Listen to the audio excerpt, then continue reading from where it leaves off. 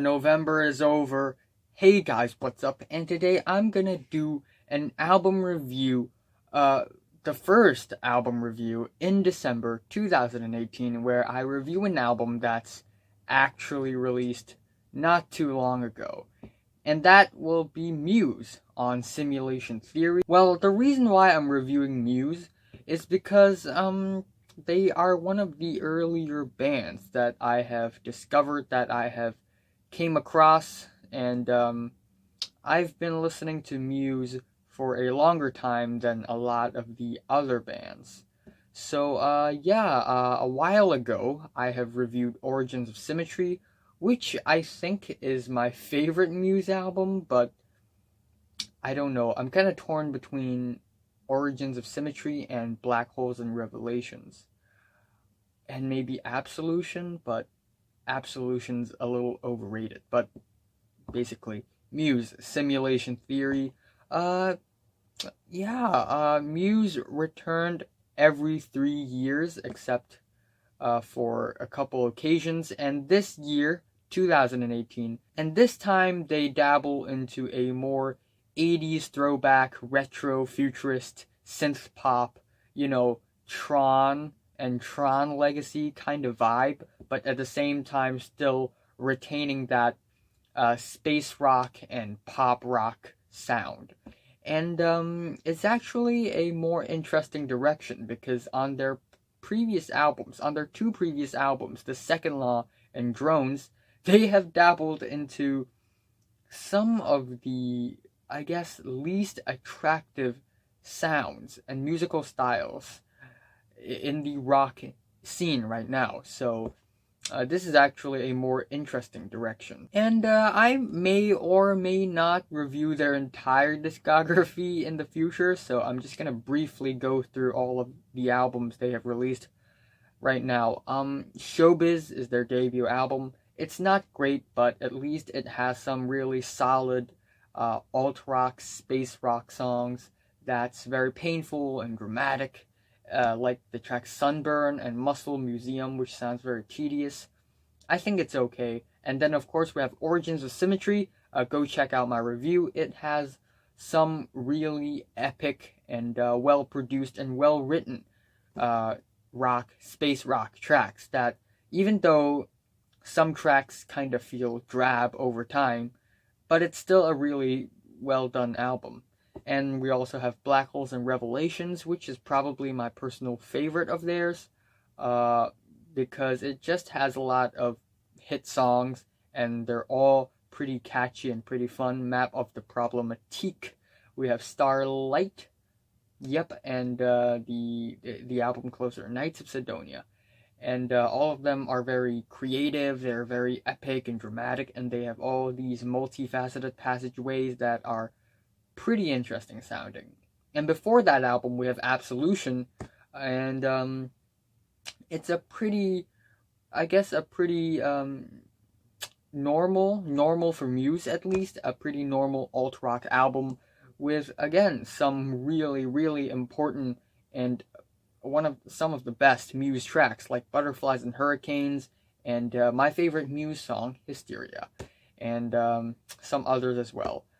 Even though there are drab tracks on that album, I still think it's okay. And then we have The Resistance, which is a change in direction.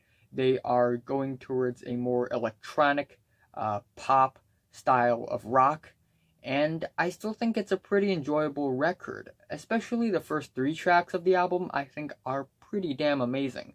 Uprising is amazing. Resistance is also super catchy and really underrated.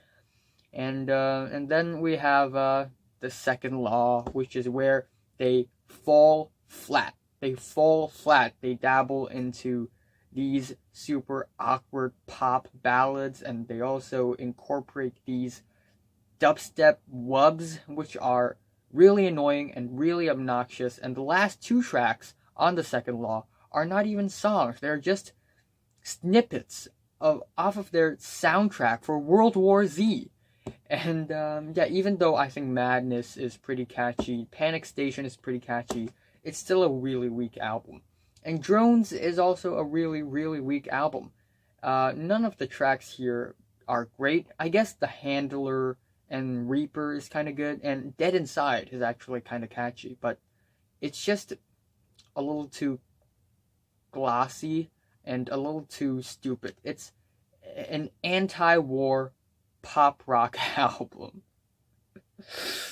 And then now we have Simulation Theory, and just, I mean, I'm not impressed with the singles all that much, but the album cover is something special, okay? Yeah, I just love how it looks like a retro 80s, movie poster with with the faces and all, and the color palette of the thing, the blue, the purple, and the eyeglasses.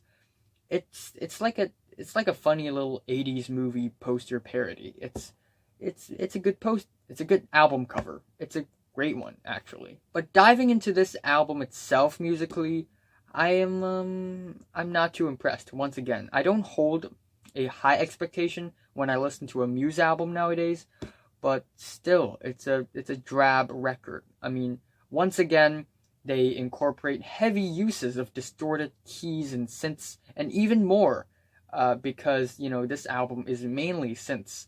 But of course, we also have the guitars, which are very chunky and very clipped, I guess, very distorted and glitchy, which is basically a hit or miss thing on the album.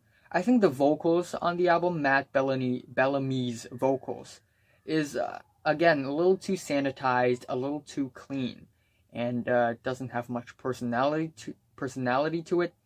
And I think their overall style is, I guess, a little redundant, because if you know Muse, their space rock tracks are basically, chromatic scales going up, like dun dun dun, or dun dun dun, like it's just chromatic scales, dun dun, or dun dun dun dun dun dun dun, like that's Muse, okay? That's what Muse usually sounds like. But there are actually some really cool sound effects and instrumental sound play on this album that I actually appreciate. And that is why I feel like Muse is gonna make a killer video game soundtrack, but not a killer album, definitely. The album starts off with Algorithm, which has this very flat, rigid, bland beat, bum, ba, bum, ba. But as it progresses, we get these dramatic strings that are just swelling, dun dun dun dun dun dun dun dun dun, which are actually a very nice touch, even though I still don't care for the beat at all. It's overall the track is a nice tone setter, but I just don't care for it because you don't get anything else from that. It's like an intro track, but just overextended. Then we have the track The Dark Side, which has some crunchy synth guitar leads that are actually pretty pleasant sounding at first, but as time goes by, it just gets more and more stale and tedious.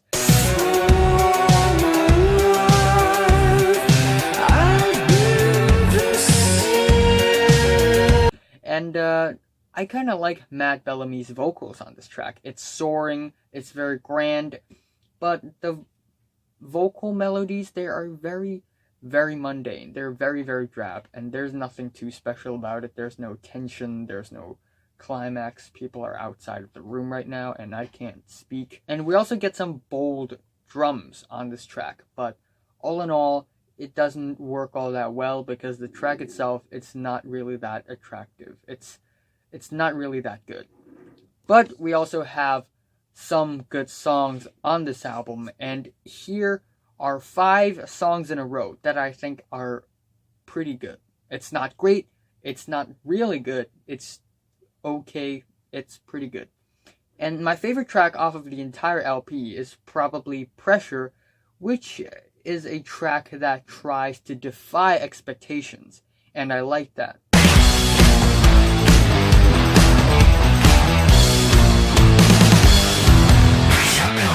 Don't push me.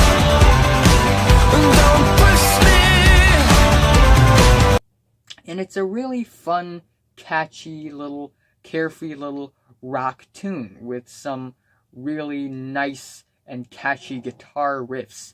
And I also like the guitar tones, which sound a little more dusty, a little more grimy. And the chorus is actually really pretty and really refined and really catchy. Don't push me! And we also get these background vocals. Don't push me, you know? It's a really fun song. And the guitar solo is really mean and really nasty. The only thing that I don't like about this track is the vocals. It's a little too clean. It's a little too sanitized.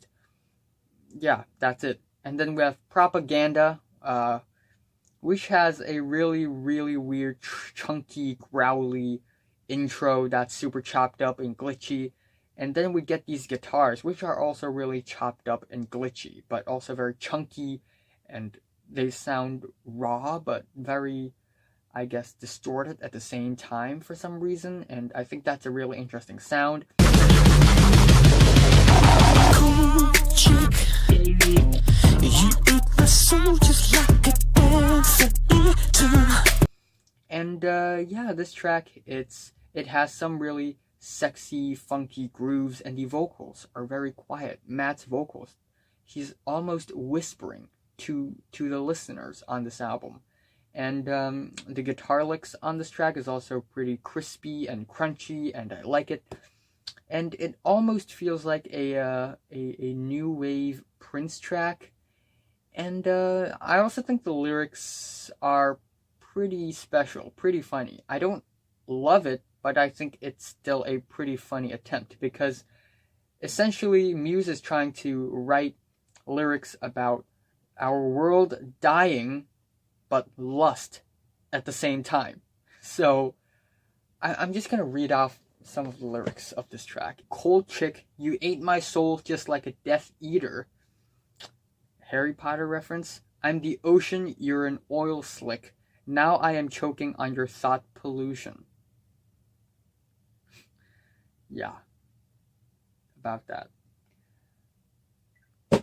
Yeah, so the lyrics, they are pretty funny. And also towards the end of the track, we get this crazy instrumental passage where they mix these blues guitars, funky, crispy blues guitars, with these trap hi-hats. And they go together really well. They actually sound really cohesive. And the production is really nice. I have to give them that. And then we have Break It To Me, which is like Propaganda, but it's a little quirkier, it's a little weirder and crazier. Again, we have these chunky guitars that are sliding everywhere, left and right, and they're dizzying and disorienting. And the track melodically has this strange Middle Eastern folk vibe to it that's pretty funny how they incorporate it into their song. The song overall has nice colors, nice texture, and they sound cohesive. And it's like a very quirky Voids track. You know Voids, Julia Casablanca, but it's way more Muse-esque. And yeah, I also really like the guitar solo, which has this strange hip-hop influence on it. And overall, it's an enjoyable track. And then we have Something Human, which is a track that I'm kinda on the fence with.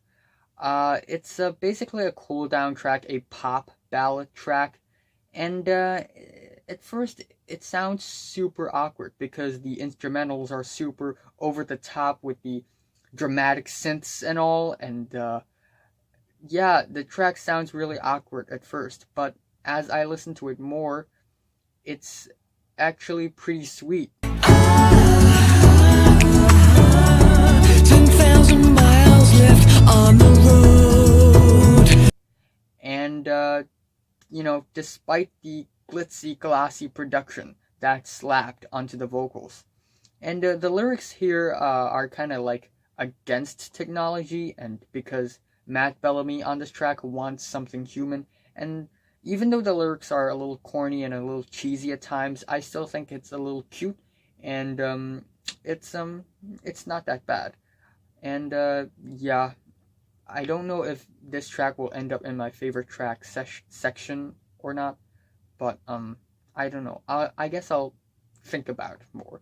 And then we have Thought Contagion, which is a single, I think, and I don't like it at all at first. I just, But I have to say, the lyrics on this track, the lyrical topic is actually really interesting, talking about thought contagion, like the title says.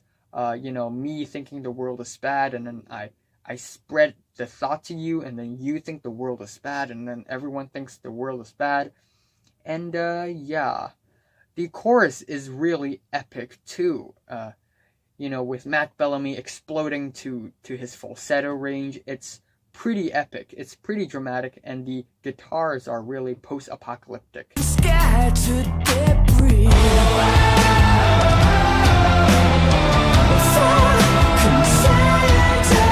I'm just not a huge fan of the millennial woes.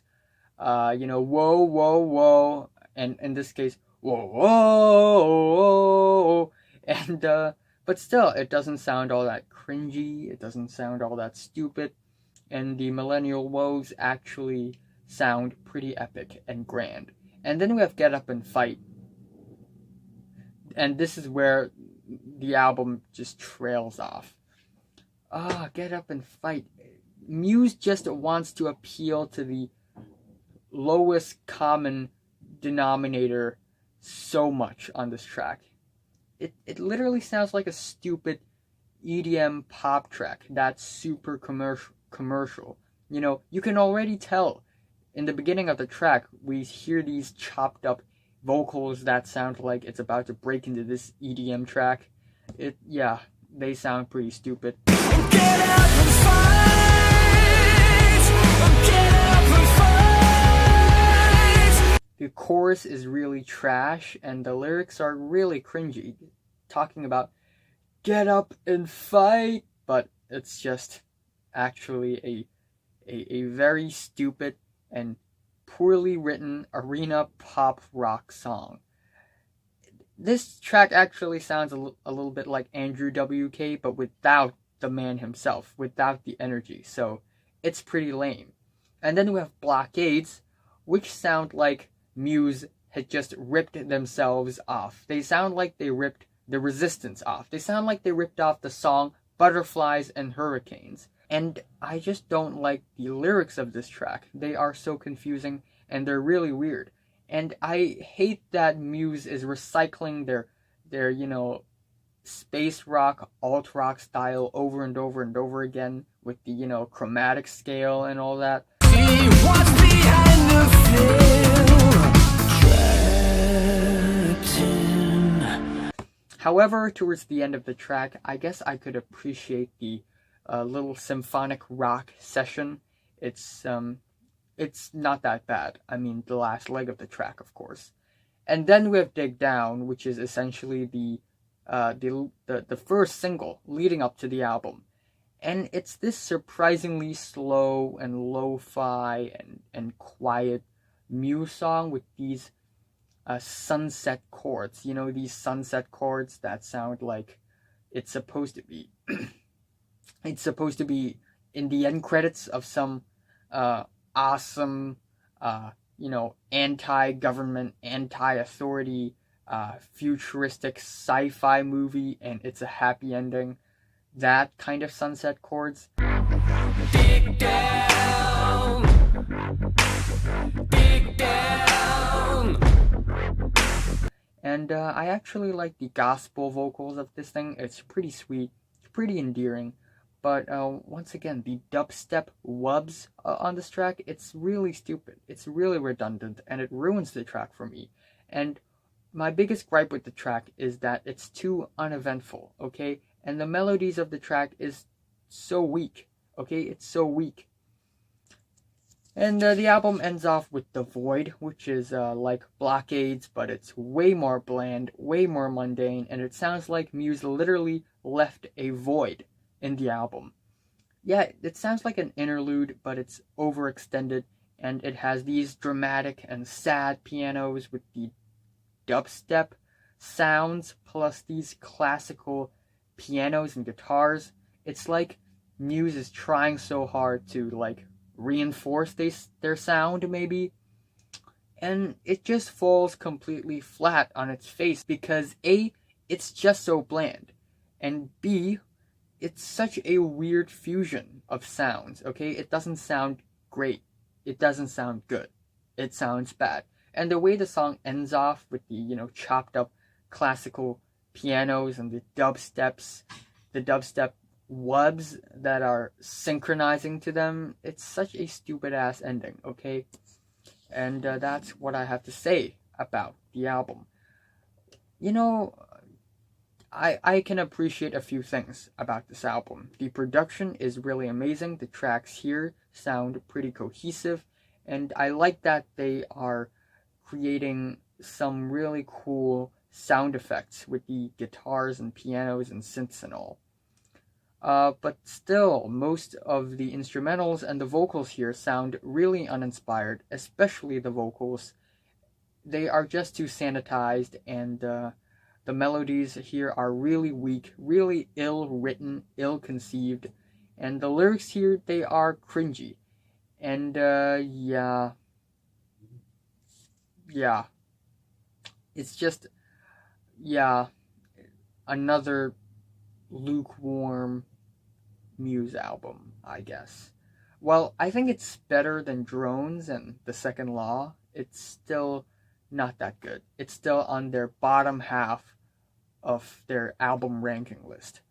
So my least favorite track here is Get Up and Fight, and my favorite track here is Pressure, and I'm giving Muse Simulation Theory a 5 out of 10. So, have you listened to the new Muse album from 1 to 10? How much did you rate it? Like if you like it, hate if you hate it, and subscribe if you want more. I mean, seriously, please subscribe for videos with higher quality and better content, and also subscribe to PewDiePie and save YouTube. Please. And thanks for watching.